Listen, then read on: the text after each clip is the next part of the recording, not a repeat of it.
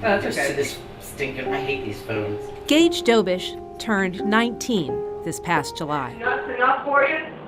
Because I'll act nuts. I'll act crazy. Why? Come here.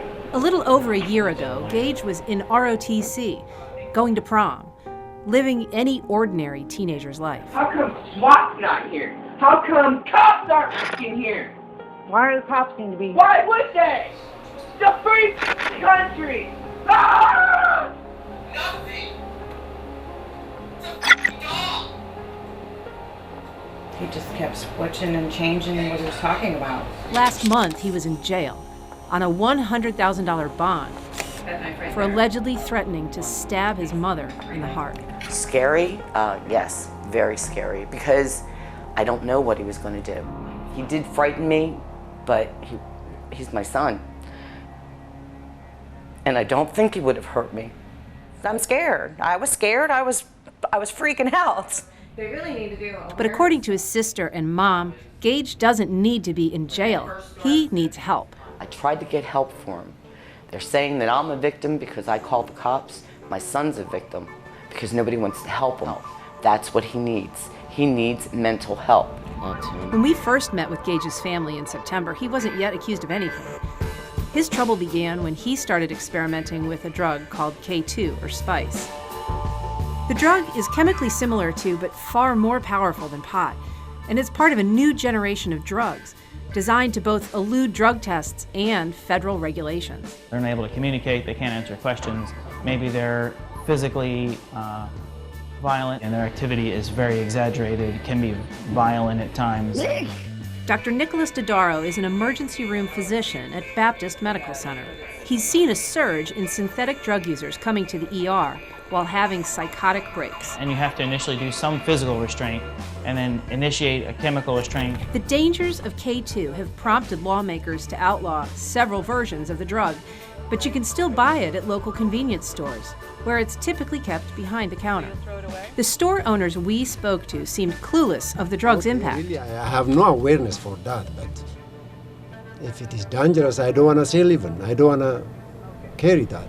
I think that's a Store clerk Mita Sima has worked at this Cassett Avenue BP station for 5 years, the same store where Gage Dobish bought his daily supply of K2. When we asked her if she was concerned about selling it, she seemed to doubt whether it was even dangerous. Well, it's not bad.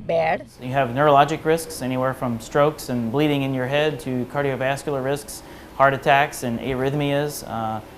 Metabolic risks, they can become what we call acidotic. They can have, which can lead to a multitude of physiologic failures.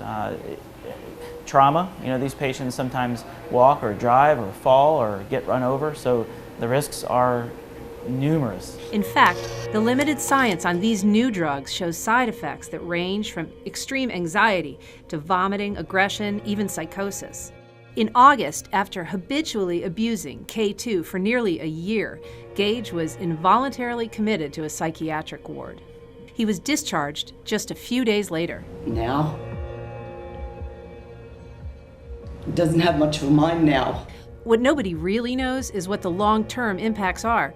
For Gage, things only got worse after he was released. On September 6th, his driving prompted complete strangers to call police as he raced down crowded Blanding Boulevard at 90 miles an hour. His family and friends called police twice that day, seeking to have him Baker acted again. I know there's fucking helicopters everywhere. I know there's fucking planes everywhere. But it wasn't until he appeared to threaten his mom that police finally took him into custody. Into your fucking cell! Gage was charged with aggravated assault and domestic battery, and he spent the next 2.5 months in solitary confinement. Literally, like a zombie. He has no emotion, no whatever, and he drools. And I have dreams every night that they're gonna call me, tell me they found him dead in his cell. For Gage's family, the experience has been nothing short of a nightmare, but they hope it's also a chance to warn others.